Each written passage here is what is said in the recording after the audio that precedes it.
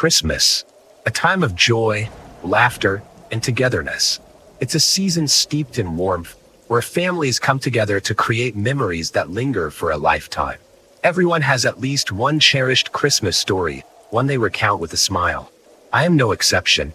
I have my share of sweet memories, drinking hot cocoa by the fire, decorating the tree with my family, and excitedly awaiting Santa's arrival. But there is one Christmas that overshadows them all. A Christmas I would do anything to forget. It was 2009. I was 5 years old, living in a sprawling, old farmhouse in rural Fairmount, Indiana. That year, we decided to host Christmas at home instead of my grandmother's cozy place. Our house had been transformed into a festive wonderland. Strings of lights hung across the porch, flickering against the dark December nights, and a towering pine tree sparkled in the living room, its branches heavy with ornaments, tinsel, and blinking fairy lights. Beneath it, the gifts piled high, wrapped in shiny paper that reflected the firelight. It should have been perfect. It should have been safe.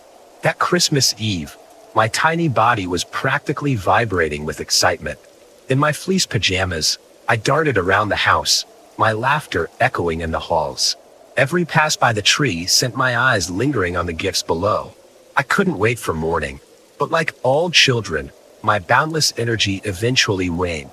And when my mother finally tucked me into bed, I succumbed to exhaustion, dreaming of Santa's arrival.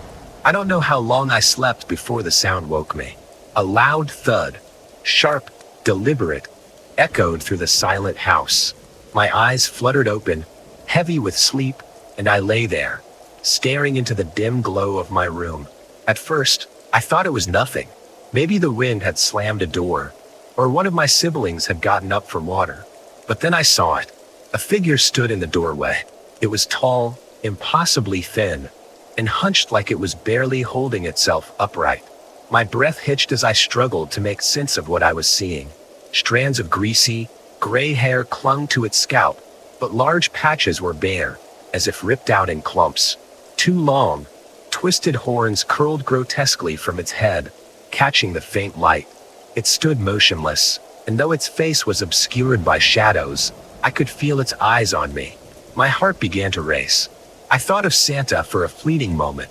Could it be him? But the notion dissolved quickly, replaced by an icy dread.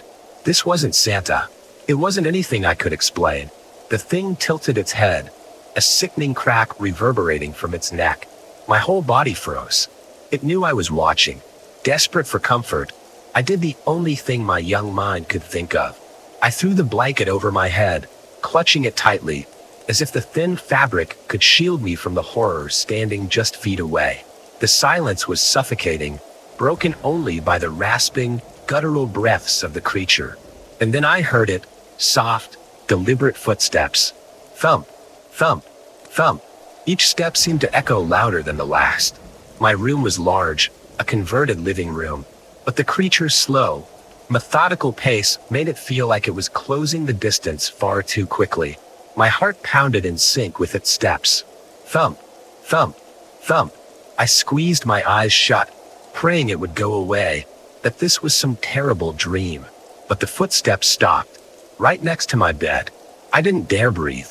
The air felt thick, heavy, as if the very presence of this thing was suffocating me. Something thin and jagged pressed against the blanket near my feet. A finger, perhaps?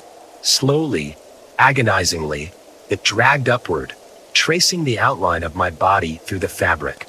My muscles tensed as it climbed, over my legs, my stomach, my chest, until it stopped at my head. A sharp pressure pressed against my temple, and I bit my lip to stifle a scream. The creature lingered, as though testing me, waiting for me to break. Then, without warning, the pressure increased.